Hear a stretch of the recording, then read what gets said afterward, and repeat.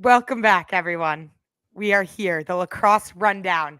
I'm Charlotte North. This is ESPN's Jay Alter. Jay is coming fresh off calling Syracuse Hopkins Monday night lax in the dome. Jay, how are you after this whirlwind of a week in college lacrosse? That was incredible. I mean, overtime in the dome. What's better than that, Charlotte? And honestly, we've said it every week, but this season has just been wild. I feel like more upsets than ever. We sound like a broken record, but Boston College and North Carolina have kind of separated themselves in that first tier. But then anybody can beat anybody. And once again, we saw it this past week. We did. That game was intense. Obviously, Cuse came out firing. They had an amazing first quarter, and then Hopkins stormed back. So obviously, Hopkins has a ton of talent. We've talked about them before, but Ava Angelo to me is somebody who can hang with just about anybody, I think, in the nation. She's got range as a shooter. You saw that from the 8-meter last night.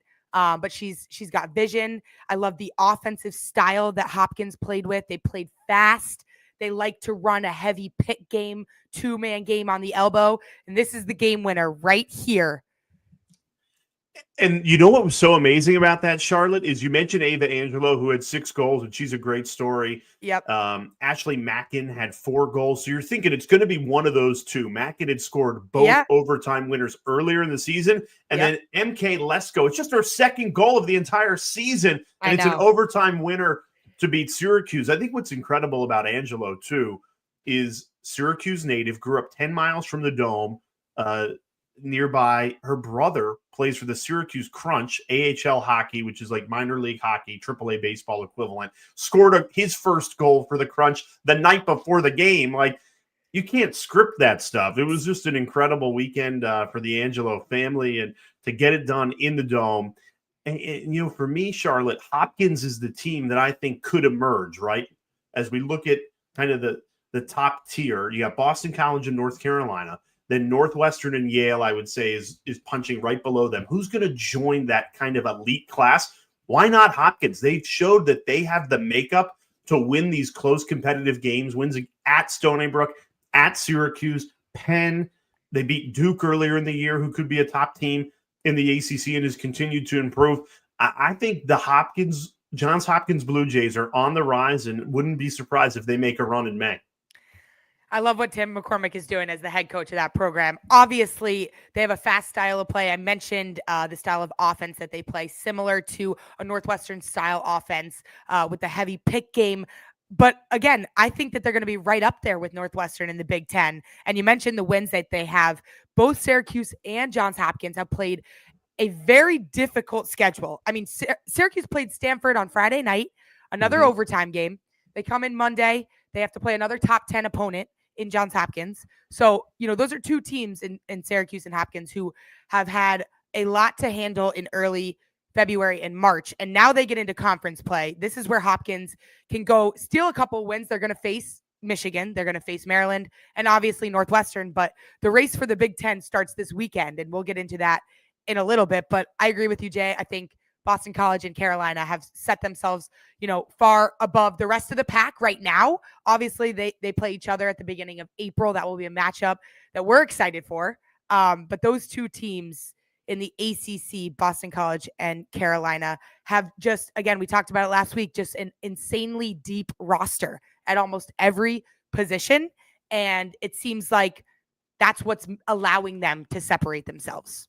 And Syracuse is going to be fine. One last touching point on the Orange. Yes, they come out on the losing end of a hard-fought overtime game. They were on the winning end, like you said, a few days earlier in a top 10 matchup against Stanford. When you play 7 top 10 games in the regular season, you're going to be fine. You're going to take some losses, but can you get this young team to improve throughout the season? And I think Kayla Traynor will do that. So I think Syracuse is going to be fine. I think that just said a lot more about Hopkins to gut that out, trailing most of that game on the road. And by the way, Charlotte, we have upped the ante once again. I feel like every week we're making improvements. We've got the official lacrosse rundown, bottom of your screen. Yeah, let us know what you think. That's kind of our talking points throughout the show. So let's move on to notable W's. And I'll be honest, can we start with today? The Mercer Bears. That They stole the entire bit. Scratch everything we had planned. That is the ultimate win of the weekend, win of the week. I guess it's a Tuesday, but wow, going into this is the biggest upset in the sport this season, no doubt about it. Yep. And it came out of nowhere. We were looking at the schedule this week, and we were like, all right, we kind of think Clemson's gonna rebound right after a tough, hard-fought game against Duke. Boom, Mercer channeling right now. March Madness is going on in college basketball. We call it May Madness for college lacrosse. No, March Madness is happening right now. The Mercer Bears, Kayla Casey, the goalkeeper for the Bears, 12 saves, including 2 in the final 2 minutes. Honestly, that's the biggest win in the history of that program. Awesome. Saves on all the Clemson studs on offense. She had an awesome save on Reagan Byrne in the end of that game that sealed the deal. They just played with a lot of poise in the fourth quarter when Clemson started to storm back in the second half. And then, they weathered the storm and they were able to take care of the ball, maintain possession, and they were really smart. And so it was awesome to see them go in to a venue like that. Obviously, we talked about their lacrosse facility down at Clemson. That place is no joke, no easy place to play. I mean, I never played there, being that Clemson, is a new program and that facility is brand new as of a year ago. But to go in there on the road midweek and steal a win there. And let's think about how quickly things can turn in a lacrosse season, right? You're Clemson, you go to Syracuse and win in the Dome. You get into the top 10 for the first time in program history. You are feeling really good about yourselves. You go to Duke. And that was going to be our talking point coming in. Duke Clemson, the winner of that game, I felt like put themselves as the number 3 team in the ACC behind Carolina in Boston College. So, okay, credit to Duke. Blue Devils, something's cooking down there in Durham. How does Clemson respond? A loss to Mercer really sets them back. Now, back-to-back losses, and they've got Carolina next. So it's just very quick how things can change in the college lacrosse landscape. I know they're going to have a bad taste in their mouth as they head into the thicker part of ACC play, but sometimes a loss like this can expose a lot that you need to work on and change. And obviously, it's not season defining, but that they're gonna watch the film and they're gonna understand where the gaps may be, maybe that they didn't already see before they head into going into Chapel Hill facing the number 2 team in the country. And I wanted to give a shout out Jacksonville. If Mercer had not beaten Clemson, Jacksonville over Navy was going to be the biggest upset of the week. Yeah. But instead, it's Mercer over Clemson, biggest upset, not of the week, of the season so far. Yeah. I know last week we highlighted Navy's awesome win in Charlottesville over Virginia. And then Jacksonville comes in and beats them. So it's kind of crazy. We talked about. That's the type of year it's been, Charlotte. Yeah, no, exactly. It's incredible. It seems like, any given day, any team can pull out a win, and it kind of depends on what type of team shows up. There is an asterisk, though. There's an asterisk when you say that on any given day, and the asterisk belongs to Boston College and North Carolina because right now those two do look untouchable. Right. Absolutely. And then, we talked about Michigan a little bit, but Michigan, they lost to Denver. Denver pulled up the upset against number 5 Michigan, and that was a big storyline because we've talked a lot about Michigan and the potential they have to maybe go further than they did last season in reaching the quarterfinals. But I got to highlight also last week, Rutgers upset Stony Brook. Yeah, in a huge midweek game. We could do a whole show on upsets. I know it's been crazy. I know, but let's keep going because we're here to talk a lot about the team that is dominating in North Carolina and also Boston College. So Boston College went up against Notre Dame. They went on the road to South Bend. And Emma Lapinto. I know we've talked a lot about Rachel Clark this season and her ability to score, but to me, are Emma Lapinto and Rachel Clark the best 1-2 punch in the country, Jay? You could make the argument. I would say in terms of consistent scoring, you just know that Lapinto and Clark are going to deliver. It feels like when you look at the box score and they don't have a hat trick, you're like, oh, what happened? I mean, they've just been so consistent, and they do it in different ways, right? Yep. And I think that's the important piece of this, Charlotte, is they're so Boston College is so difficult to defend because if Emma Lapinto and Rachel Clark were on different teams, I feel like you could have a game plan, right? It's like, cut the passing to Lapinto, and try and face guard Clark and limit her running lanes, right? But when they're both on the field, it's pick your poison. I don't think you can shut both of them off. Yeah, and to your point, they play very different styles, and they complement each other really well. And then you throw in McKenna Davis, the lefty feeder on the crease. Clark is more of the downhill dodger. She's more of the speed, straight line, downhill, and she is incredibly efficient as a shooter. Emma Pinto plays more around the crease, around the goal circle. She's shifty. She can go left or right, and she finishes through traffic. She's extremely tough, and she'll finish right on the doorstep, and she'll be creative as well with her stick work. And so she has a really good way of shooting around defenders and understanding where a defender is pressuring her and where she has leverage against that defender. So again, their styles complement each other very well. And then, like I mentioned, McKenna Davis, you throw her in, you throw in Mia Mascone, and that's their line of 4 attackers. And it's kind of, who do you slide to? Who do you choose to double team and leave open on the backside? So Emma had a great game, 5 goals against Notre Dame. But, both Boston College and North Carolina have some serious offensive weapons. Well, you talk about 1-2 punches, right? And we want to hear from you in the chat. Who do you think right now is the best dynamic duo in college lacrosse? Is it Ava Angelo and Ashley Mackin? I don't know. True. On Monday night, they certainly looked like it at the Dome. I would say right now, the edge to me in terms of dynamic duo, the Humphrey sisters. Chloe and Ashley, what they are doing for Jenny Levy at North Carolina, they are cooking in Chapel Hill right now. Ashley more the feeder, Chloe more the finisher. They've been doing this in the backyard as sisters their whole lives, and now they're doing it on a big stage. And I would put them in the same category as their styles complement each other very well. They combined for 15 points in Carolina's win over Virginia. And Carolina didn't just beat Virginia. They absolutely came out and blew them out of the water. We know Carolina's been strong this season, but that was sort of felt like more of a statement win with the Humphrey sisters dominating. Ashley Humphrey plays behind the crease, more of a feeder, always looking to set people up.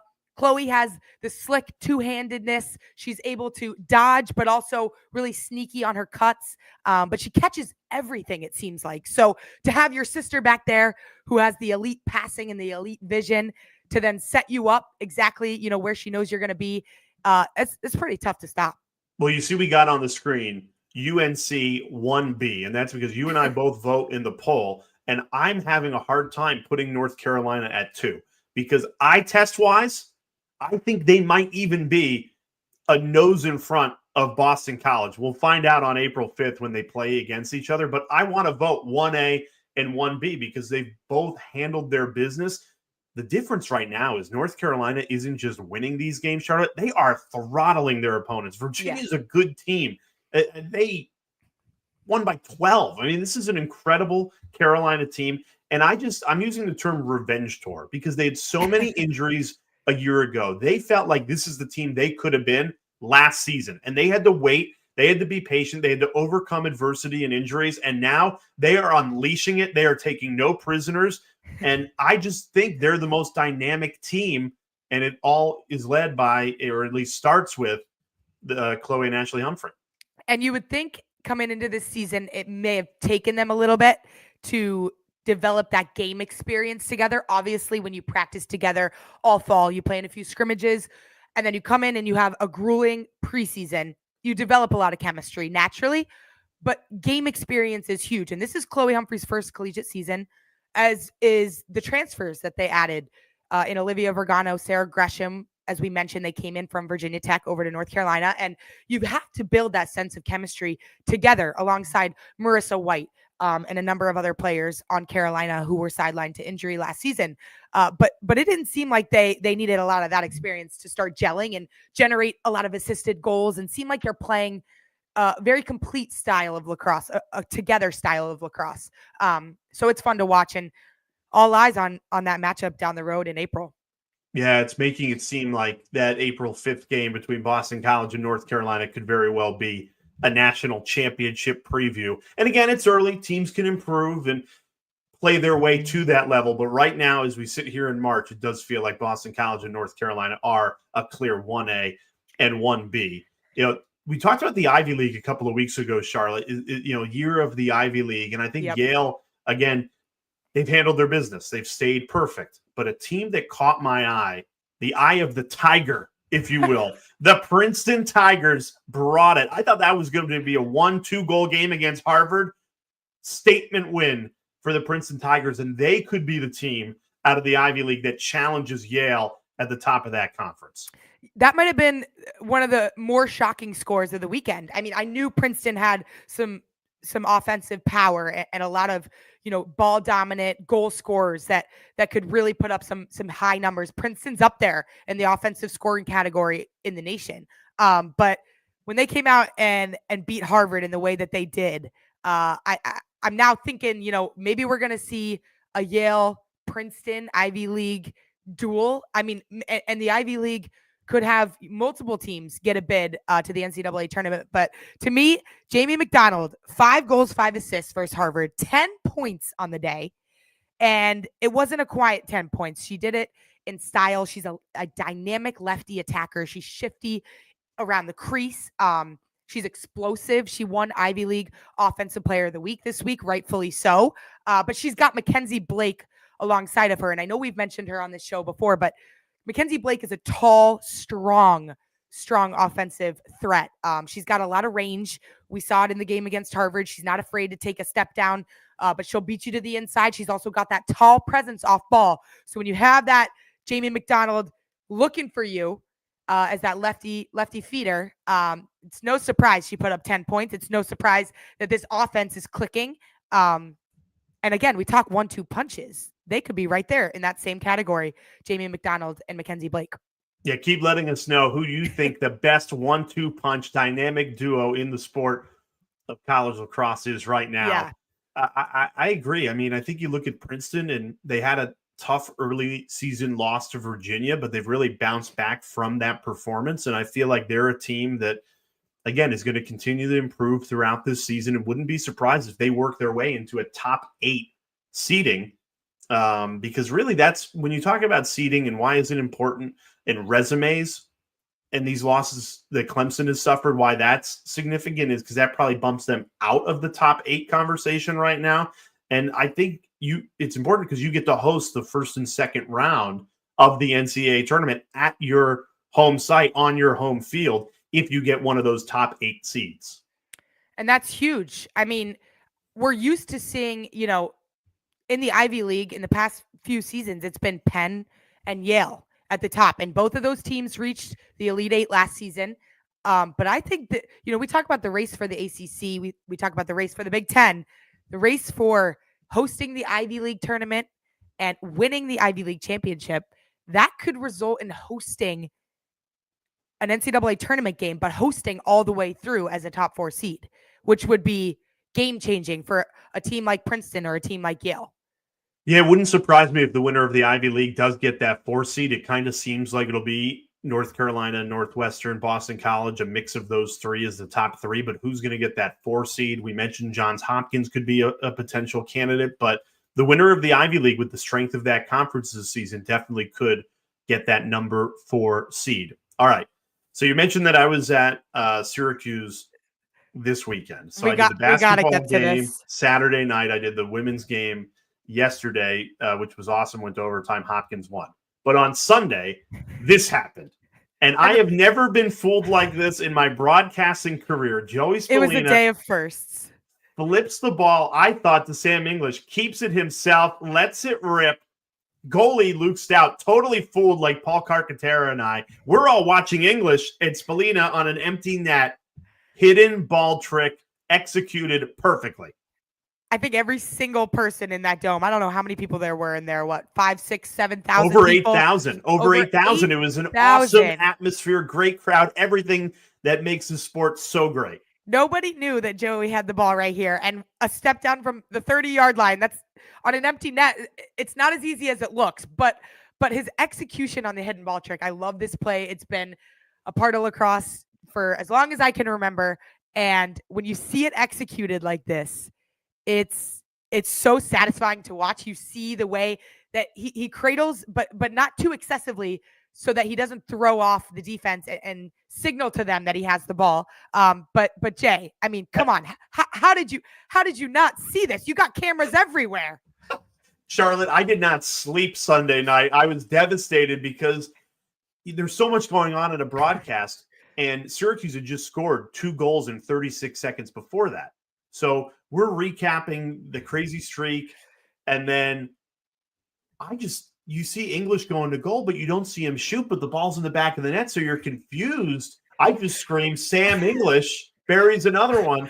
Totally wrong. I can picture you and Clark was wrong. In the booth like this. What? So I've got a question for you. Have you ever attempted and or successfully pulled off a hidden ball trick? In high school, we had an awesome play call where all 6 of the attackers plus the ball carrier would run to the restraining line.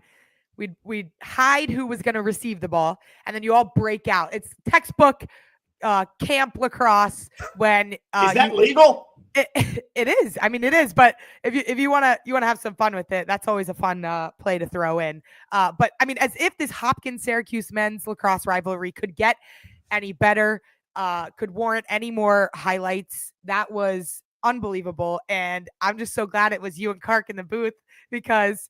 Well, Joey Spallina, after the game goes, we fooled Kark. We fooled Kark. I mean, I'm glad he left my name out of it, but he fooled me too and fooled our cameraman. He fooled you everybody. First. Yeah. He fooled me first. No doubt about that. Yeah. I think in the WLL, you've got to try and pull off a hidden ball trick with your Boston Guard teammates. I will say this. It's a lot more challenging with a women's pocket just because of the depth. It's a little more shallow. You're able to see the ball a little bit more clearly, so it's harder to hide the ball. Obviously, we play with the yellow ball.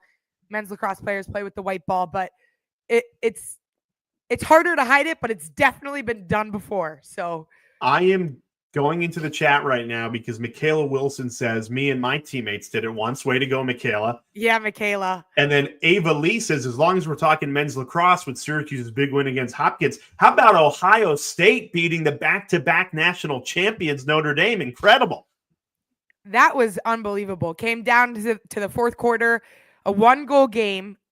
This is Notre Dame's second loss in a row. But Ohio State, there is something going on over there. The women's team are 6-0, and the men's team just pulled off a huge win. But they're 7-1 on the season. They beat UVA. They've beaten Notre Dame now. And, I think they've punched their ticket. I actually said this to Paul Carcaterra. Yeah. I think Ohio State will get an at-large bid as long as they don't fall on their face in Big Ten play because you've got 2 massive wins, Notre Dame and Virginia. And, I think they got a first-team All-American in Bobby Van Buren as a defender. He seems like he can handle pretty much any matchup in the country. So I'd love to see Ohio State on the men's and the women's side both punch their ticket and showcase the growth of the game in the Midwest. Obviously, a school that has bought into their athletic programs, but lacrosse specifically with the resources that these teams have been given. Their lacrosse-only stadium, if you guys have never seen it before, in Columbus, Ohio, they have their own lacrosse venue where they play games, only have lacrosse lines on the field, no football, no soccer lines, only lacrosse lines, and it's pretty epic. So I'm pumped to see them continue to go through Big Ten play. So you mentioned we had a question, I believe, about Ohio State women's lacrosse. Question time. You've done a great job giving Charlotte a ton of questions on Instagram. It's so hard to pick and choose from all of them. We're going to give priority to the people that commented on our last YouTube video. So if you want to 100% get a question in for next week, make sure you drop that comment after this video is posted and is archived. Charlotte, let's do rapid fire here. 5 questions to end the show. All right, let's do it. First question, Caroline Smith says, does Clemson have a good chance of making it to the NCAA tournament this season? I know we talked about them in recent contests, but Jay, what do you think? Caroline, you wrote this question 5 days ago. 5 days ago, I said, Caroline, they're in. They're playing for a top 8 seed. Now, I think they're back on the bubble, Charlotte. I think they're still on the right side of the bubble as we sit here today in March. But a week ago, no doubt, sure thing.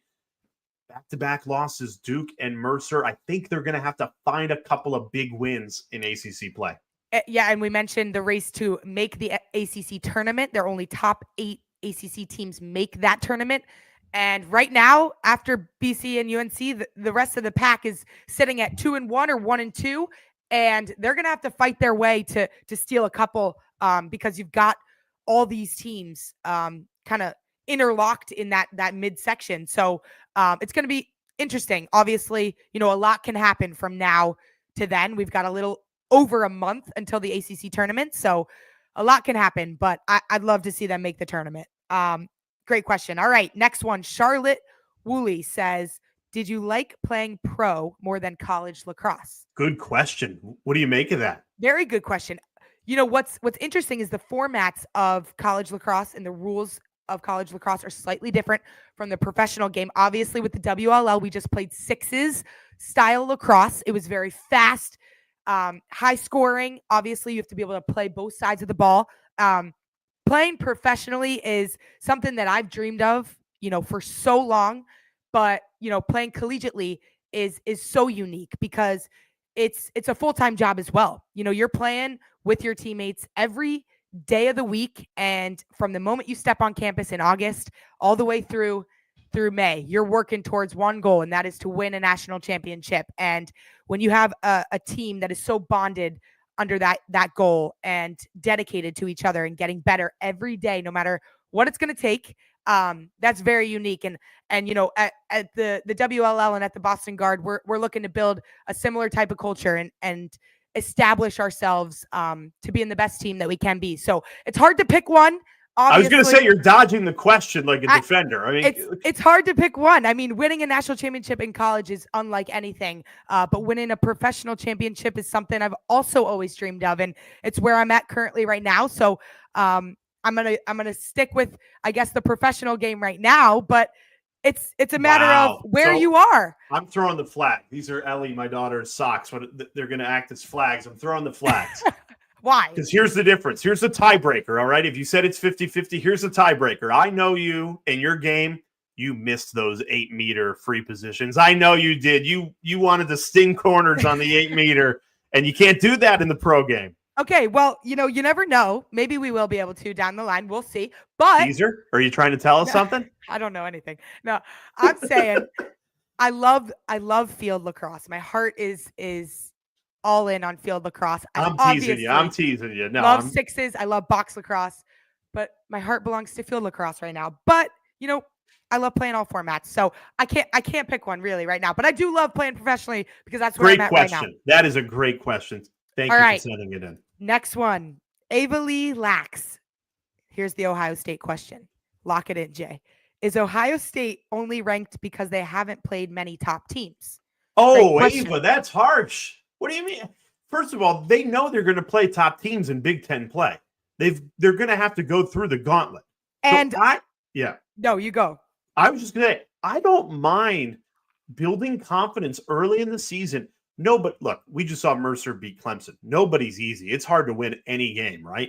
So I think Ohio State, very similar to Virginia Tech, you're building confidence, knowing that you're going to have to separate yourselves when it comes to conference play. You're going to have to get it done for Ohio State in Big Ten play, for Virginia Tech in ACC play. Virginia Tech's sitting at 7-2. Ohio State, they're 6-0. I think they know what's coming in terms of the gauntlet of the Big Ten.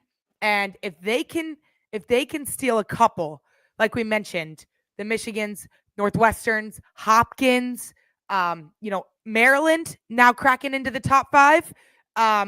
It's going to be hard, but obviously they're 6-0 for a reason. We're talking here all night about any team on any given day, other than the two that we've mentioned, could pull off a win. So, I think they have a ranking, rightfully so, sitting at 6-0 in the current state of this season. And with the talent they've had and the talent they've shown in their first 6 games. So I'm excited to watch them continue to play. Great question.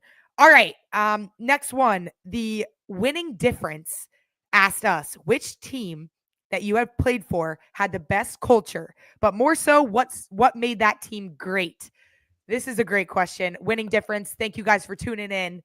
And I love talking team culture because I think it is the foundation to the success of everyone. No matter if you're playing sports or you're doing something else in life that you're working with other people, culture is everything. And that means building trust and respect for your teammates, building a strong foundation of relationships where you can be honest with each other, you can hold each other accountable, and you can tell your teammates when you need more from them, and they can tell you when they need more from you.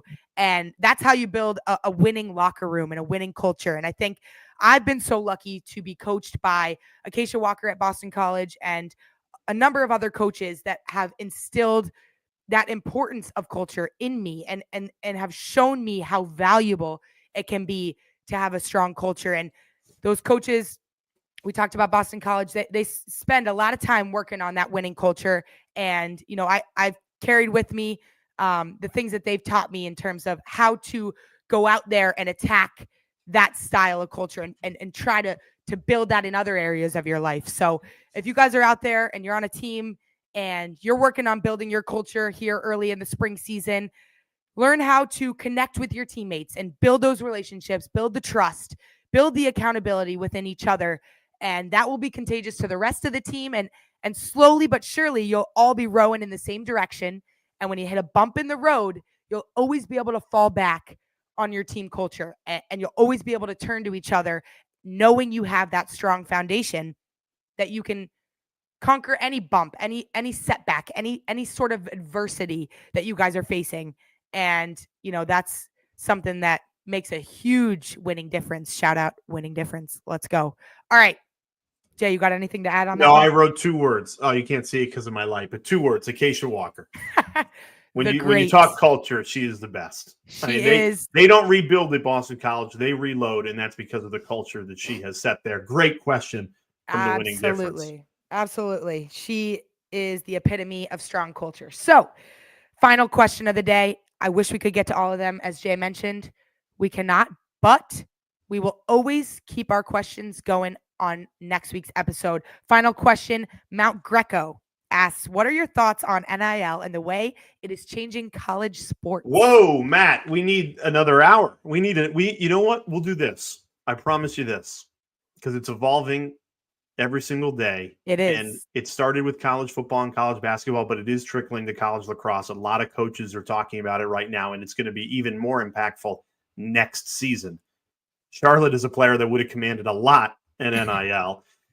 We could do a full episode on this after the college lacrosse season, because I want to keep this conversation going throughout the summer, throughout the fall, into next college lacrosse season. I think this is a perfect off-season topic. So put a bookmark. Put a pin in that. Do people still use bookmarks, Charlotte? I have no idea. No, definitely not. Just you. But I think honestly, you're seeing the investment people are making in college lacrosse programs. We mentioned Ohio State. We mentioned Clemson. We're seeing the way in which this trickles down into what people call non-revenue generating sports. So something like a lacrosse, if that sport is not generating revenue for the school. A lot of people are investing a lot of money and time and efforts to show how much they care and believe in their lacrosse program. And, that trickles into the NIL world. And, we're going to see the effects that has on recruiting and the transfer portal and all those things. Obviously, we've seen NIL take the world by storm in football, in basketball, in women's college basketball specifically. There's been a heavy influx of NIL deals for these athletes, well deserved, based on what they are doing for their universities and what they are doing on the court, on the field, you name it. So this is an exciting time for Division 1, 2, 3, any college athlete of any sport who is now entitled to make money while they play and represent brands that mean something to them, that they find value in. And it's pretty cool. So I would like an NIL deal for the lacrosse rundown. If everybody out there wants to, sponsor the lacrosse rundown, we are accepting NIL offers every day of the week. You heard it here first. Give Jay a call. Let's finish with games to watch. Let's each give one. I've got my eye on Maryland and Michigan. Big Ten play begins, I think, going into the season. Northwestern, obviously, the front runner in the Big Ten. Who is going to be that second team? Maryland, or Michigan. Michigan had a couple non-conference setbacks. If they beat Maryland, I think everyone will forget about those early season losses and they'll be right back in it.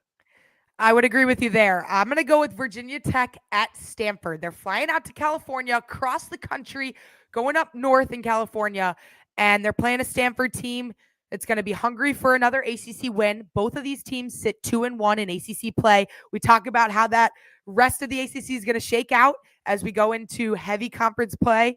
I mean, any given day, anybody can win, but these games mean a whole lot starting now if they didn't before. So this is going to be a huge weekend. I feel like we say that every week, but I guarantee you we'll be back here next week talking about some epic upsets that have happened and shakeups in the top 25 rankings. But we want to know what games you guys are looking forward to watching, who you've liked watching up until this point, and any questions you guys want answered from us next week. Make sure when this video ends, you go to the video under the live tab on my YouTube channel and you drop a comment, because that is where we will pull our questions from first.